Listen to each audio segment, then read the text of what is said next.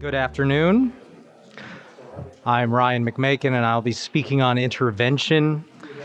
They brought me in as the political scientist. Much of my graduate work was in political science. So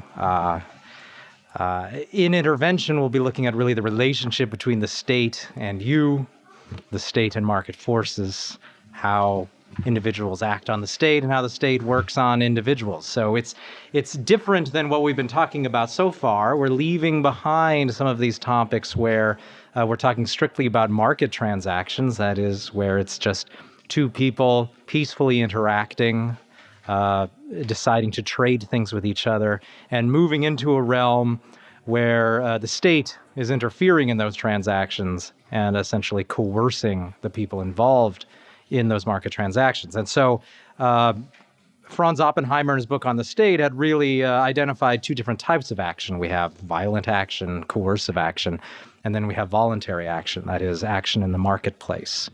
And so we have to really take a good look and try to understand then what are the different types of state actions, what are the effects that these state actions have on the marketplace, and what are the long-term and short-term effects that we can expect from them. And so there are two resources we'll be using in this. In your syllabus, it is listed Mises's work, Middle of the Road Policy Leads to Socialism, but also very, very useful in this is the final section of Man, Economy, and State, which I would recommend you use as well. And that's the last 150 pages or so of that book. It's a section titled Violent Intervention in the State. And it's not Power and Market, which is often on the end of Man, Economy, and State in some of the newer editions. It's the end of Man, Economy, and State proper.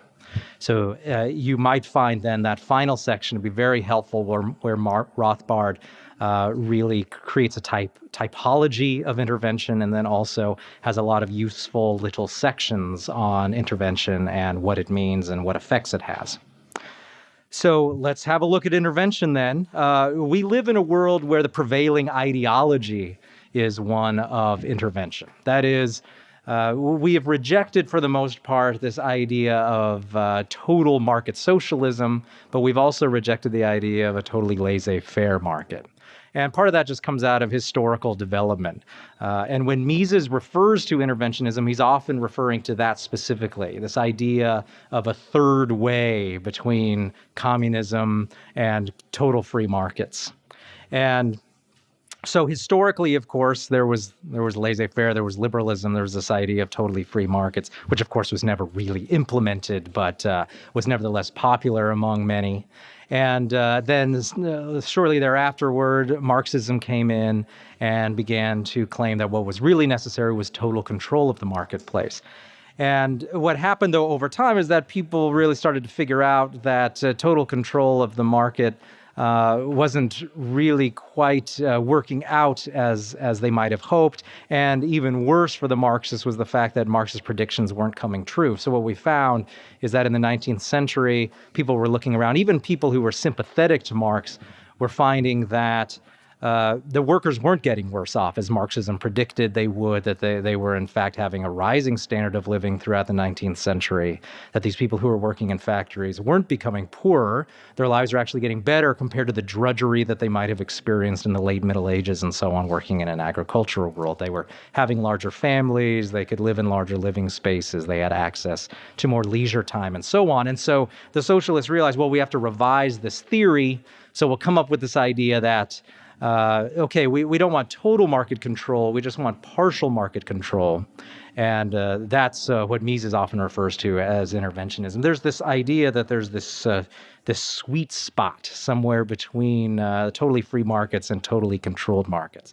Now, of course, Mises argued that no such thing exists, that really the farther you get away from a totally free market, the worse off you are. So if we imagine then an axis in our minds, where at one end we have totally free markets, and at the other end we have completely controlled economies as total state communism, that the idea of the interventionist is that somewhere here in the middle, you can figure out just what that right amount of intervention is, And that'll be a properly managed economy. That'll be what Mises calls the hampered economy, as opposed to the unhampered marketplace. And in reality, though, both Mises and Rothbard would tell us that if this end is the totally free market, the farther you get from that, the less able you are to become wealthier and happier and to have a more efficient and productive economy. So this American idea, of course, we want moderate stuff. We don't want to be on these extremes, right?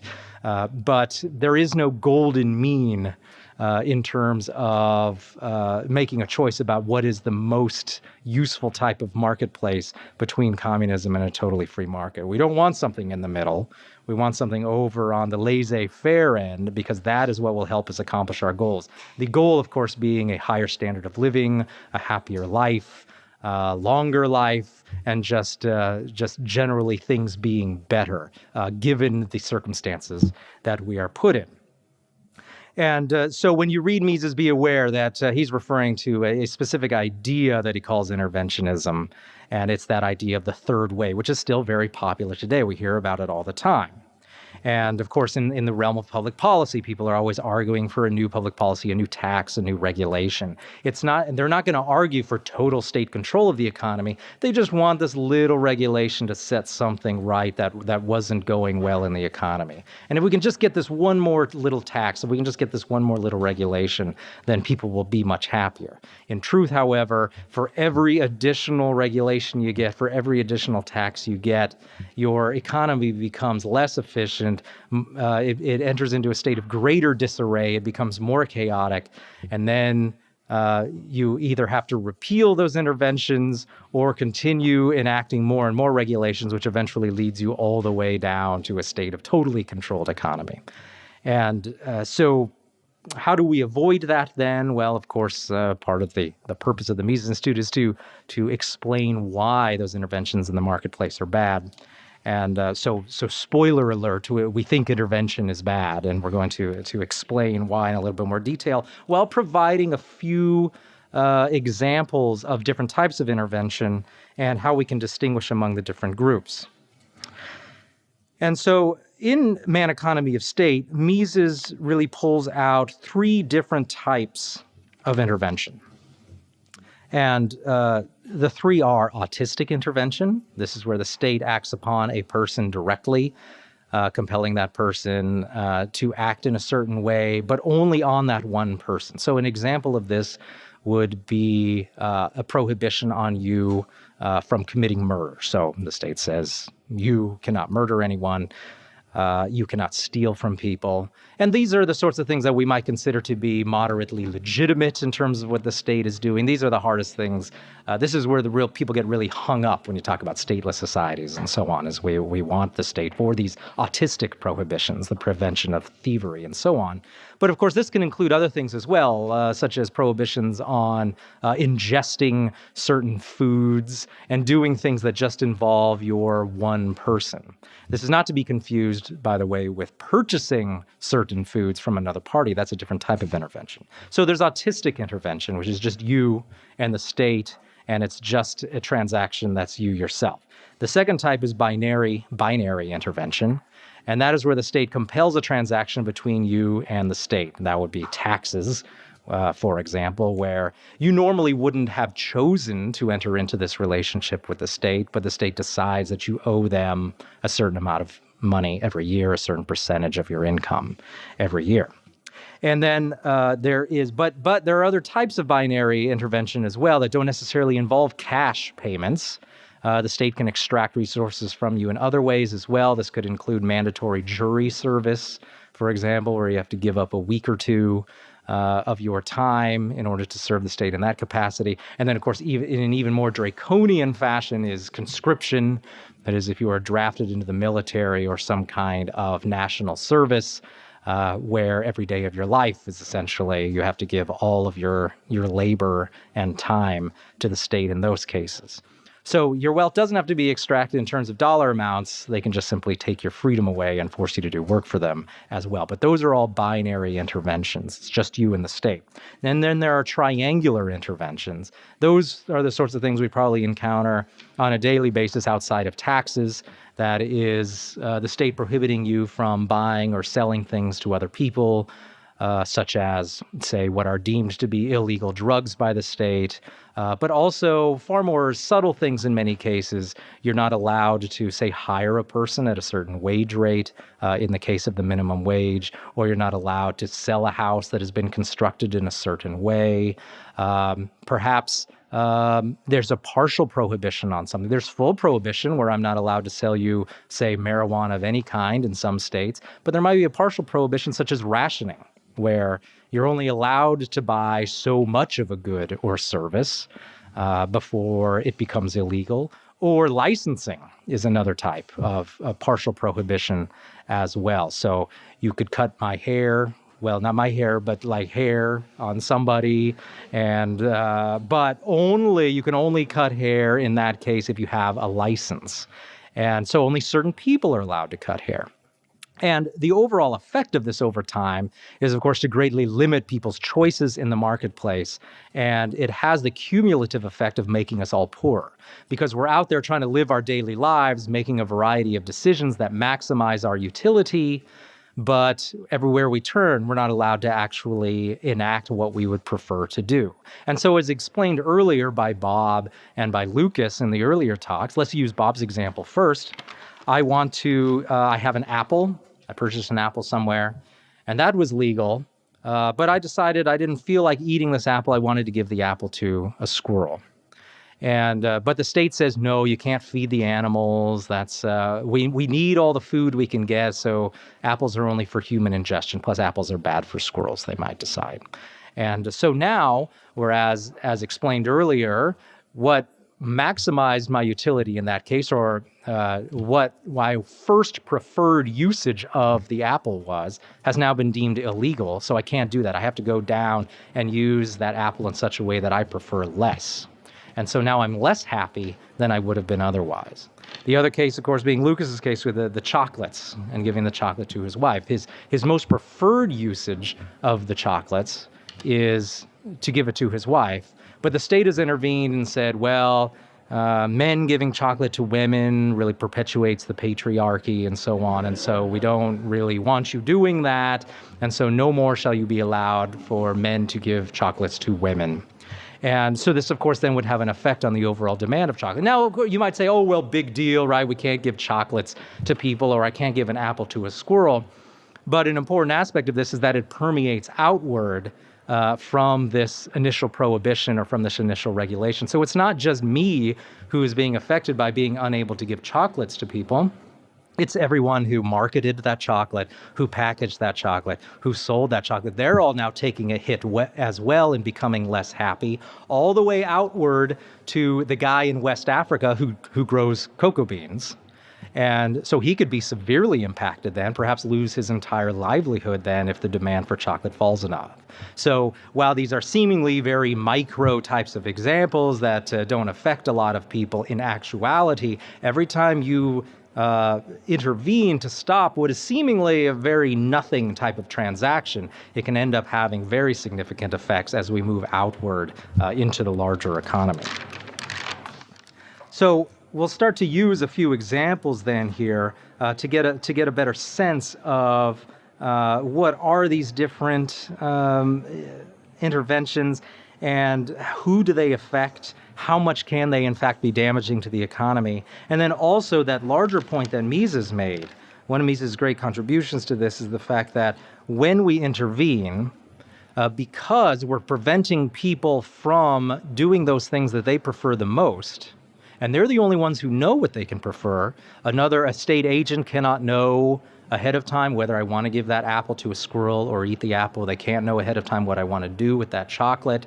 They can't know ahead of time if someone's even going to like chocolate. Maybe my wife hates chocolate, and I really was buying the chocolate for something else. These are all things that the state cannot know and the state cannot calculate on its own. Each of those decisions really has to be made by the acting person who is carrying out that decision, who is demonstrating their preference with each action. Without those actions, for us to know and to set prices in the marketplace through these private sector actions, we cannot simply manage the economy. It becomes impossible, is Mises's great contribution to this.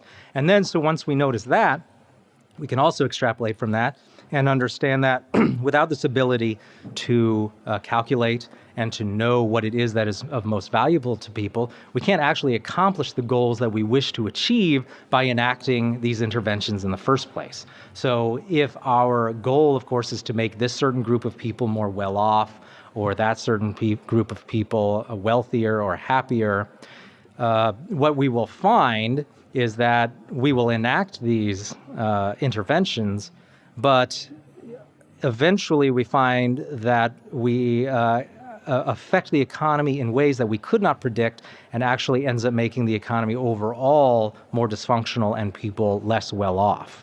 And so what happens as people enact these interventions and they realize that they're not accomplishing the goal we want them to accomplish, we then come back to them again and again saying, well, we need to revise this. We didn't do enough of that. We didn't regulate the sector enough. We didn't spend enough tax money on this project.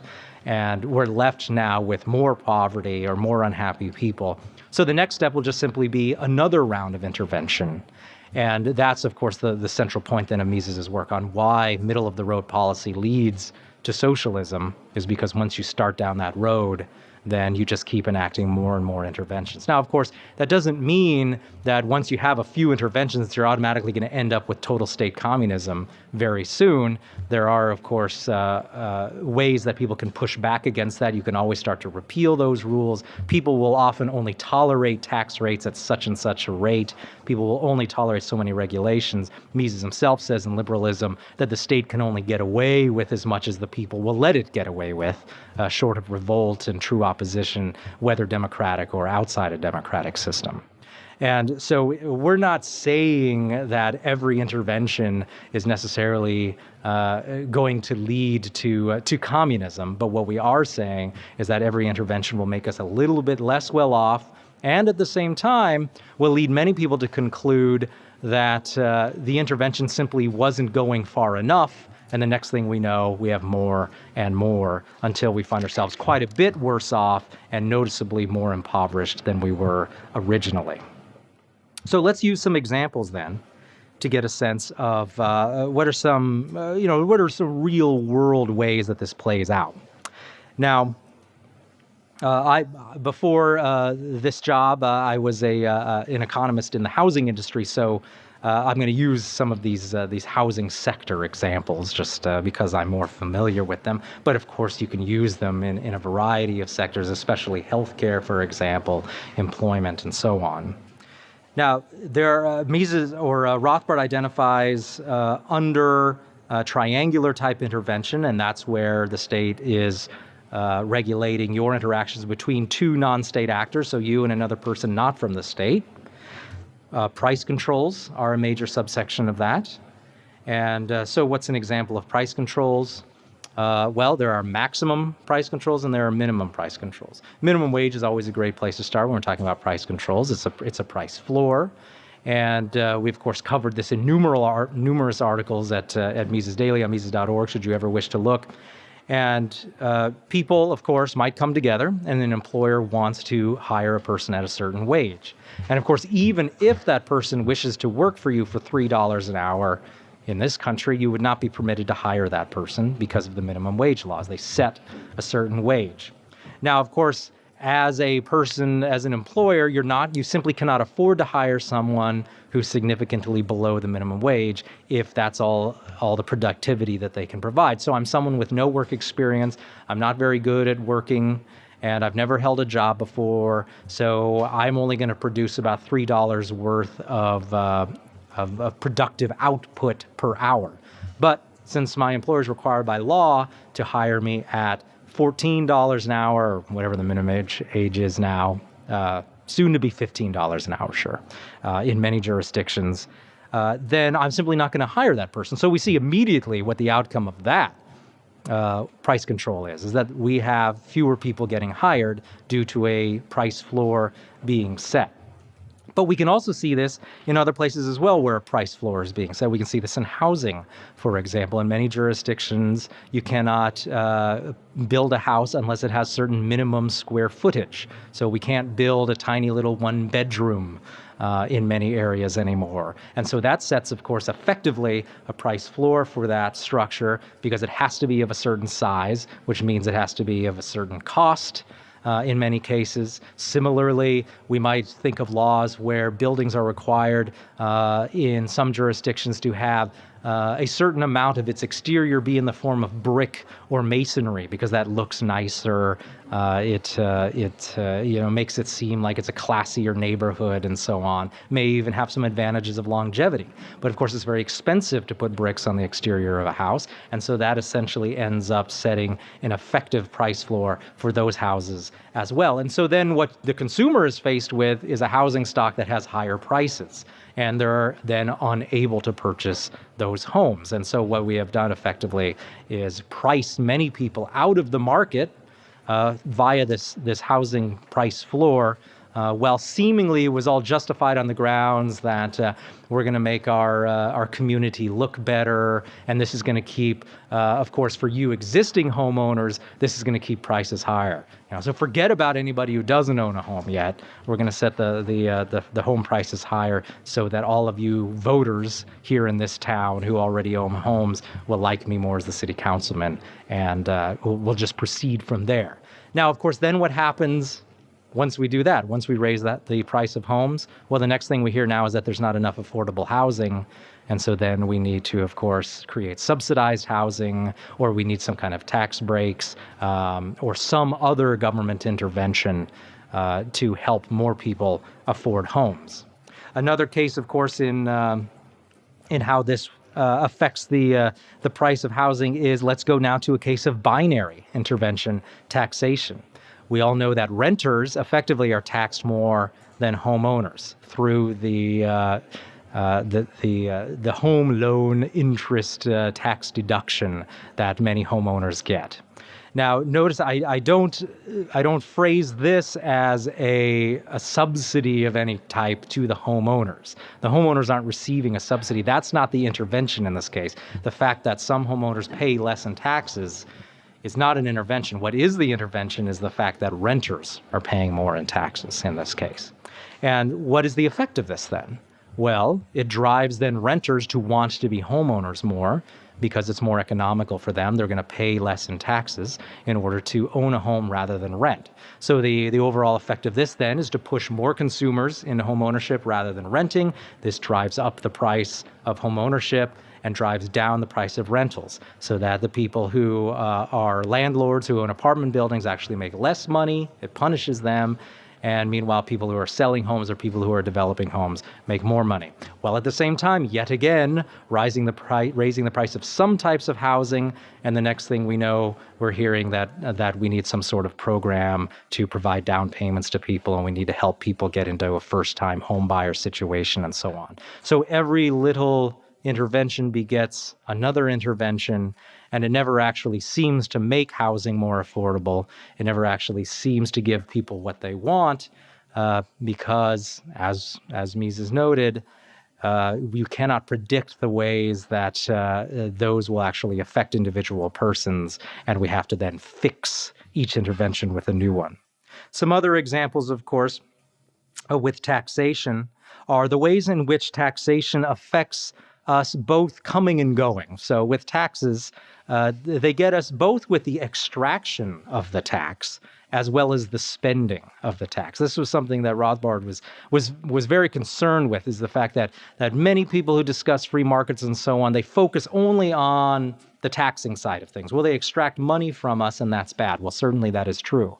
But the economy also can be greatly distorted by the way that the government pays out those tax funds. And again, with the housing example, and we could use Timothy's example about the bailouts, right? Bankruptcies serve a very important entrepreneurial function. But the bailouts functioned to prevent these certain firms from being bailed out or from going into bankruptcy. And so what happened there? Well, okay, so I'm a taxpayer and I get taxes extracted from me, whether in the form of an inflating currency or in terms of the income tax or any other federal taxes that I might pay. So I'm poorer because of that on the front end. But then the next step, when it comes to spending that money on a bailout, I'm made even worse off because now that money's being spent on inefficient firms that bought up a bunch of homes that ended up losing value. These firms were run into the ground, like Wells Fargo, JP Morgan Chase, and so on. And so rather than letting those firms go into bankruptcy, which would have led to a lot of the homes in their portfolios, and of course I'm simplifying, but we allow the bank to go bankrupt. The homes that they own then are auctioned off, and then people are able to buy those homes at lower prices. So had those firms been allowed to go bankrupt, there would have been a lot of homes entering the market. The price of housing would have gone down. We would have also been rid of ourselves of firms like Wells Fargo and JP Morgan Chase, which would have disappeared and been replaced by more efficient firms. And so it's a win-win in that case because that tax money wasn't used to support inefficient firms. It didn't drive up the price of homes artificially by preventing them from being auctioned off in the market at lower prices. And also, we now have more efficient firms in the marketplace. And that could have been made better, of course, if we hadn't been taxed in the first place. But we can see how once that tax money is acquired by the state, it then progresses to ever increasing levels of distortion in the market, where once again now, we're left with more expensive housing. And yet again, we've got to do something about that. We got to keep interest rates low. We have to intervene in the market in a variety of ways, just so that we can get more people in housing. Where if we had just left the economy alone in that case, we would have found ourselves with a wide array of affordable housing in the marketplace that wouldn't have existed before. And so these are just a few examples of the types of ways that states can intervene and how it leads to a cry and a political call for more and more intervention. But if we start to look at what might have happened had we not intervened in the first place, we find that a lot of these problems wouldn't have been created at all. In a certain way, we're lucky that we have the interventionist point of view. I mean, the alternative was total state communism. So we gained a little victory by getting people to admit that private ownership has its advantages. But we certainly have a long way to go, however, in terms of really illustrating that even these little interventions can lead up to big problems for people in terms of being able to have a living wage, which of course we're told the government should set. But really, that can be achieved much more easily by allowing goods in the marketplace to fall in price, and which would reflect much more the desires of people in free exchange situations than what we get now. And so I do recommend then, for more on this, the final section of Man, Economy, and State by Rothbard, in which he will really provide a lot of helpful information understanding the different kinds of interventions, and then a bit-by-bit brief examination of each type, like we've done a little bit here, but there's quite a bit more that I think you'll find useful there. So thank you very much.